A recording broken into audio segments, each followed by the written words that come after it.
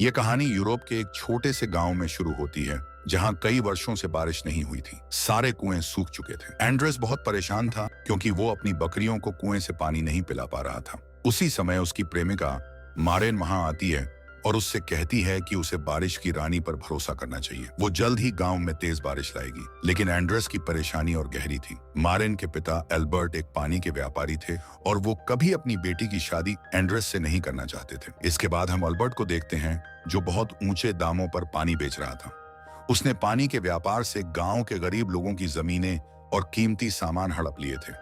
Andreas की मां के पास अब पानी खरीदने के लिए पैसे नहीं बचे थे। मजबूरी में वो अपनी जमीन बेचने को तैयार हो जाती है।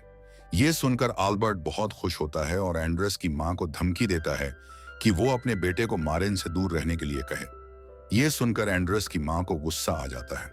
वो अल्बर्ट से कहती है कि जब बारिश की रानी पूरे गांव में बारिश करेगी, तब तुम्हारा धंधा बंद हो जाएगा और तुम फिर से हमारी तरह साधारण इंसान बन जाओगे। इसलिए तुम्हें दूसरों के साथ अन्याय नहीं करना चाहिए। एल्बर्ट इस पर हंसता है और बारिश की रानी का मजाक उड़ाते हुए नाचने लगता है। मारेन चुपचाप ये सब देख रही होती है। तभी एंड्रेस की मां बोलती है कि सच में बारिश की रानी होती है। अगर कोई कुंवारी लड़की उसके पास जाकर एक मंत्र बोले तो बारिश की रानी वर्षा कर देती है।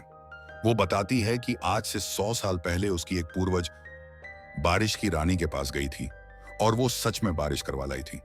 ये सुनकर अल्बर्ट कहता है कि अगर ये बात सच निकली तो वो उसका सारा कर्ज माफ कर देगा और मारेन की शादी वक्तसी एंड्रेस से तय कर देगा। ये सुनते ही मारेन दौड़कर आती है और अपने पिता से कहती है कि वो बारिश की रानी के पास जाएगी और अगली शाम तक बारिश करवा कर दिखाएगी। उसका पिता उसे अपनी जुबान देकर वहां से चला जाता है। दूसरी ओर एंड्रेस अपनी बकरियों के लिए पानी लाया होता है और उन्हें पिलाने के लिए रख देता है। तभी वहां से फायरमैन गुजरता है। जैसे ही वो पानी को देखता है, अपनी उंगली से आग निकालता है और पल भर में ही सारा पानी भाप बना देता है। इसी के साथ वो बाल्टी को भी आग लगा देता है और बिना कुछ कहे वहां से चला जाता है। ये देखकर एंड्रेस बुरी तरह घबरा जाता है और भागता हुआ अपने घर पहुंचता है। घर में उसे उसकी मां और मारेन बैठी हुई मिलती हैं। वो उन्हें बताता है कि जब वो बकरियों को पानी पिला रहा था, तभी एक आदमी आया और उसने पल भर में सारा पानी भाप बना दिया। ये सुनकर उसकी मां कहती है कि वो फायरमैन था, जिसके पास आग निकालने की ताकत होती है और वो किसी भी चीज को जला सकता है। एंड्रेस आगे बताता है कि वो फायरमैन कोई गाना गा रहा था। जब एंड्रेस वही गाना गाकर अपनी मां को सुनाता है, तो उसकी मां चौंक जाती है और कहती है कि ये वही मंत्र है जिससे बारिश की रानी को जगाया जा सकता है। तभी मारेन बीच में बोल पड़ती है और कहती है कि वो अब बारिश की रानी के पास जाएगी और खेतों को पानी से भर देगी। लेकिन उसकी मां उसे रोकती है और कहती है कि बारिश की रानी के पास जाने का रास्ता बहुत खतरनाक है और उसे उस रास्ते के बारे में कुछ भी नहीं पता। एंड्रेस कहता है कि फायरमैन को उस रास्ते के बारे में जरूर पता होगा। इसके बाद वो फायरमैन के पास जाता है। फायरमैन उसे देखकर कहता है कि वो यहाँ बारिश की रानी का रास्ता ढूंढने आया है। एंड्रेस फायरमैन का मजाक उड़ाने लगता है और कहता है कि उसे रास्ते के बारे में कोई जानकारी नहीं है। यह सुनकर फायरमैन को गुस्सा आ जाता है और वो उसे रास्ता बता देता है। वो कहता है कि बारिश की रानी के पास जाने का रास्ता एक पेड़ से शुरू होता है, फिर एक जंगल आएगा और उसके बाद एक बगीचा। वो आगे कहता है कि वहां तक पहुंचने के लिए सही मंत्र जानना जरूरी है, जो केवल उसी को पता है। यह सुनकर एंड्रेस वहां से भाग जाता है। रात के समय मारेन बारिश की रानी को ढूंढने के लिए दबे पांव निकल रही होती है। तभी उसका पिता अल्बर्ट उसे देख लेता है। वो मारेन से कहता है कि अगर कल तक बारिश की रानी ना मिले तो वो वापस लौट आए। जब मारेन एंड्रेस के घर पहुंचती है तो उसकी मां उसे एक बोतल देती है जिसमें लाल रंग का कोई पदार्थ भरा होता है।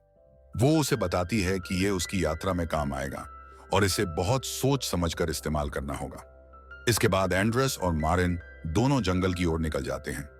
दिन चढ़ते ही फायरमैन उन्हें जाते हुए देख लेता है और सतर्क हो जाता है। कुछ ही समय में उन्हें वो पेड़ मिल जाता है जहां से बारिश की रानी के पास जाने का रास्ता शुरू होता था। पेड़ के पास पहुंचने पर उन्हें पता चलता है कि उसके अंदर एक तहखाना है। वे दोनों सावधानी से पेड़ के अंदर दाखिल होते हैं और धीरे धीरे सीढ़ियों की मदद से नीचे उतरने लगते हैं। फायरमैन उन्हें नीचे जाते हुए देख लेता है और तुरंत पेड़ का दरवाजा झाड़ियों से ढक देता है, जिससे तहखाने में रोशनी आनी बंद हो जाती है। लेकिन एंड्रेस और मारेन अंधेरे से नहीं घबराते।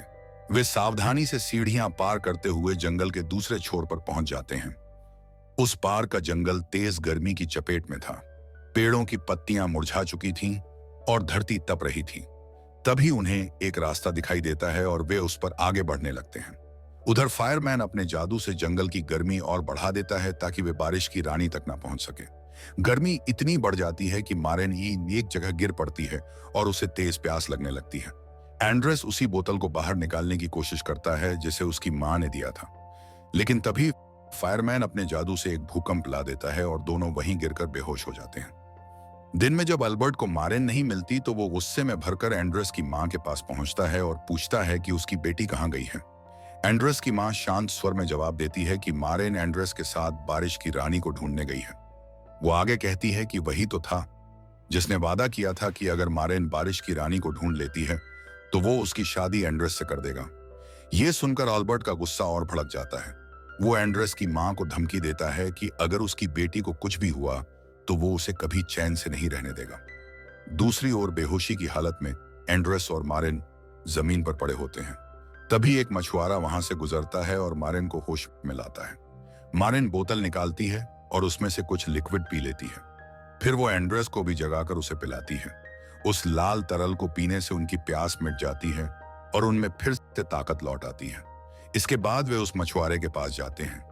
वो दुखी मन से बताता है कि पहले वो इसी नदी से मछलियां पकड़ता था और अपनी नाव से लोगों को पार कराता था, लेकिन 3-4 सालों से बारिश नहीं हुई जिससे सारी नदी सूख चुकी है। अब उसका परिवार भूख से मरने के कगार पर है।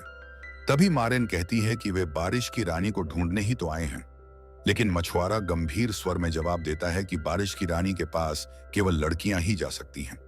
वो आगे बताता है कि अगर मारेन ने बारिश की रानी को खोज लिया और नदी में फिर से पानी आ गया तो उसे दूसरी ओर से वापस कौन लेकर आएगा, क्योंकि उसकी नाव अब पूरी तरह टूट चुकी है। पहले उसकी मरम्मत करनी होगी। एंड्रेस बिना समय गवाए नाव की मरम्मत में लग जाता है, जबकि मारेन मंत्र को दोबारा से याद करने की कोशिश करती है। मछुआरा उसे बताता है कि नदी पार करने के बाद एक बगीचा मिलेगा और उसी के भीतर बारिश की रानी का ठिकाना है।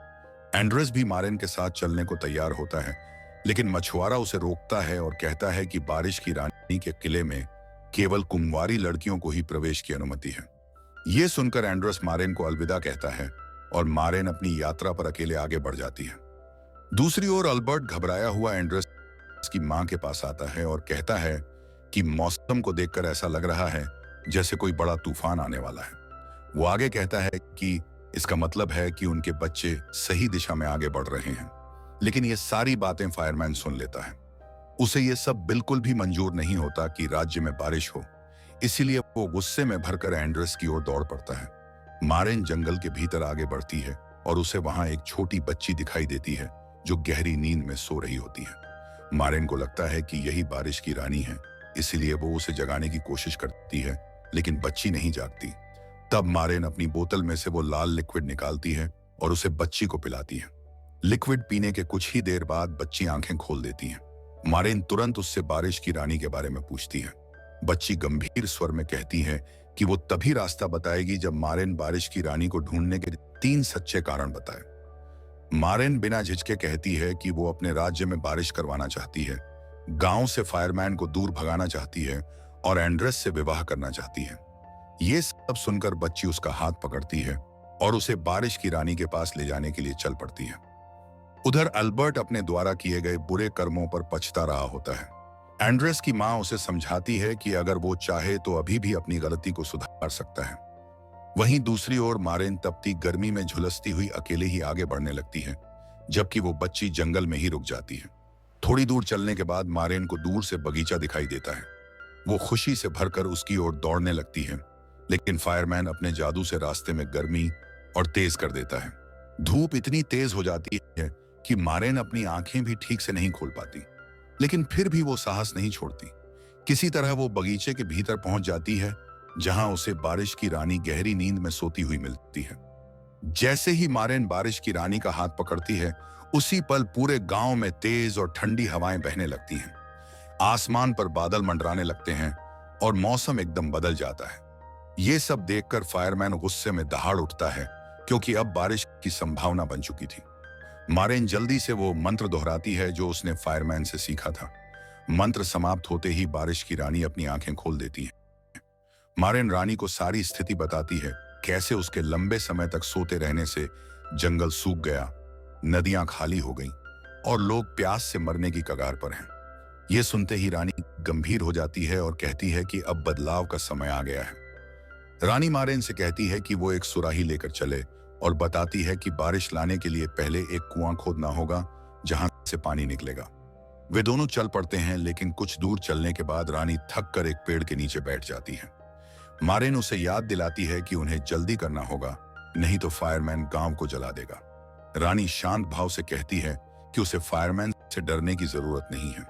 वो मारेन को कुएं से पानी निकालने के लिए कहती है और खुद एक बार फिर से सो जाती है। उधर फायरमैन ये सब देख रहा होता है और गुस्से में अपने जादू से कुएं के रास्ते में आग लगा देता है ताकि मारेन आगे ना बढ़ सके। लेकिन मारेन साहस के साथ जलते रास्ते को पार कर जाती है। गर्मी के कारण कुएं की चाबी लाल और तप्त हो चुकी होती है, इसलिए वो सुराही में थोड़ा गंदा पानी भर लेती है। उसी समय गांव के पास अल्बर्ट छिपकर फायरमैन पर पीछे से हमला करता है और उसका ध्यान भटका देता है। ये देखकर फायरमैन आपा खो बैठता है और अल्बर्ट को मारने के लिए दौड़ पड़ता है। मारेन सुराही में भरे पानी से तपती हुई कुएं की चाबी को ठंडा कर लेती है। चाबी ठंडी होते ही वो धीरे से कुएं के ऊपर लगे लोहे के गेट को खोल देती है। गेट के खुलते ही पूरे आसमान में घने बादल उमड़ आते हैं और मौसम में अचानक ठंडक भर जाती है। वर्षा की रानी भी जाग जाती है और उसकी आंखों में एक चमक लौट आती है। जैसे ही मारेन तालियां बजाती है, आसमान में बिजली चमकती है और जोरदार बारिश शुरू हो जाती है। बूंदों के गिरते ही फायरमैन की जादुई आग बुझने लगती है। वो बेचैनी में तड़पता है और डरकर वहां से भाग खड़ा होता है, जैसे उसकी सारी शक्ति उसी आग में समा गई हो। बारिश की रानी मारेन से मुस्कुराकर कहती है कि अब वो फिर से नींद में चली जाएगी और अगली बार जब कोई दूसरी कुंवारी लड़की उसकी तलाश में आएगी, तभी वो दोबारा बारिश लाएगी। रानी मारेन को एक और बोतल देती है जिसमें लाल रंग का वही जादुई लिक्विड भरा होता है और कहती है कि आने वाली लड़की इस बोतल को लेकर ही उसके पास आए। अब बारिश की वजह से पूरी नदी पानी से भर चुकी थी। मछुआरा भी अपनी टूटी नाव के साथ खुश खड़ा था। मारेन दौड़ती हुई एंड्रेस के पास आती है। एंड्रेस मारेन को देखकर मुस्कुराता है और घुटनों के बल बैठकर उसे शादी के लिए प्रपोज करता है। मारेन खुशी से उसकी बात स्वीकार कर लेती है। इसके बाद वे दोनों हाथ में हाथ डाले एक नई शुरुआत के साथ अपने गांव लौट जाते हैं, जहां लोग बारिश में भीगते हुए नाचते हुए उनका स्वागत करते हैं।